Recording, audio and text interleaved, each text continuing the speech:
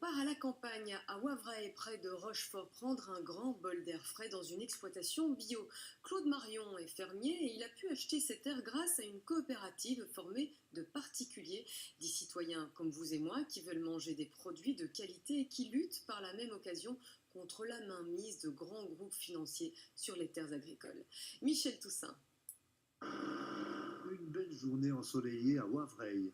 Claude Marion les aime, ces moments où il va aux pâtures. Ses 60 blondes d'Aquitaine et limousines y pèsent en toute quiétude.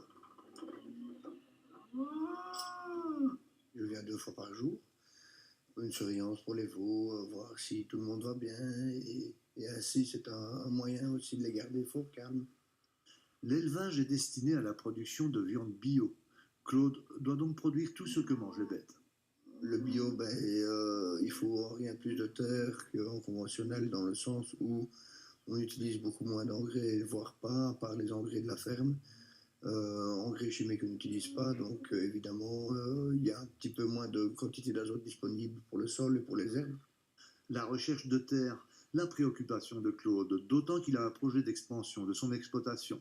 Mais elles sont chères, de plus en plus de financiers y voient une valeur refuge et les achètent à prix d'or. Mais Claude Marion a peut-être trouvé la solution.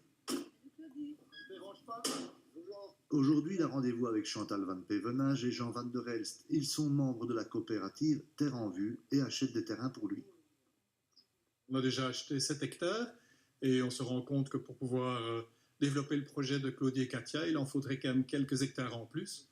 Tout démarre il y a 2 ans. Jean Van der Elst, qui habite le coin, se rend compte de la difficulté de trouver des parcelles pour les fermiers. Je fais appel à d'autres personnes qui, comme moi, sont membres d'un groupement d'achat commun. Et ces gens, très rapidement, me disent, en envoyant un mail, qu'ils sont prêts à acheter. Et finalement, les moyens qui sont mis à disposition nous permettent finalement d'acheter non pas une terre, mais 3 terres. Et ça, c'est magnifique. Et ça, c'est le début d'un grand projet.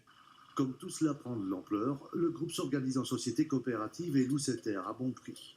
Il s'intéresse avant tout à l'outil agricole qu'est la terre plutôt qu'à sa valeur spéculative. À Wavray, une trentaine de familles participent à l'expérience et la coopérative soutient désormais 3 fermiers. Et puis c'est aussi un moyen de se rapprocher des agriculteurs. Depuis qu'elle a investi, Chantal Van Pevenage achète sa viande ici. On va pouvoir avoir une garantie, c'est peut-être très égoïste, mais une garantie de nous nourrir sain.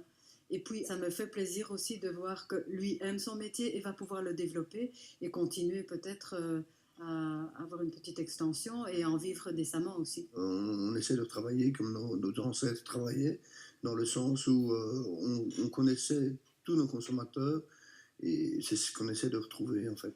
Travailler pour le village quelque part. Voilà, le plus près possible. L'idéal, c'est la proximité.